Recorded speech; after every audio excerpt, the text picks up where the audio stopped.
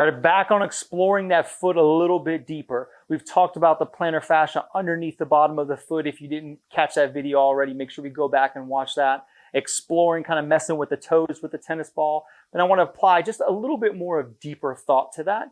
So when we talk about the body, the ribs are very important when it comes to breath, the movement of the ribs. I like to think of the foot as the second ribs.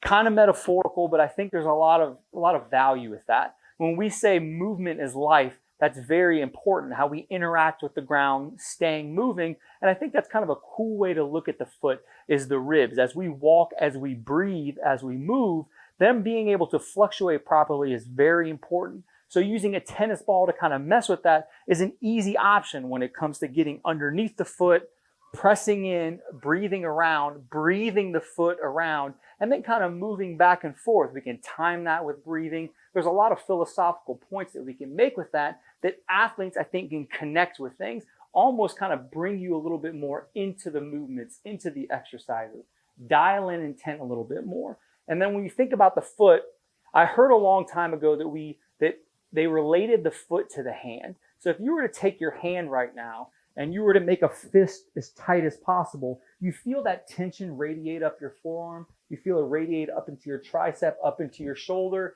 may even get a little bit up the neck or back, depending on maybe how you feel that day.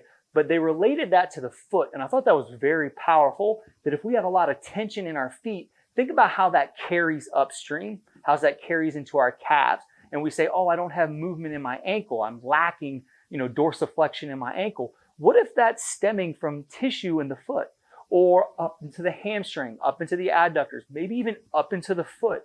Think about that fist reference. And if we have tight feet, I don't want to throw that word around too loosely, but an immobile foot or a foot that hasn't been freed up, or maybe you don't walk around barefoot often, think about how that tension issue can create problems upstream. So that metaphor alone, I think, is very powerful. So make sure that we're getting underneath the foot with the tennis ball. Obviously, you can use other implements as well. A softball on the ground. My daughter has those laying all around our garage, but something we can easily use to kind of roll.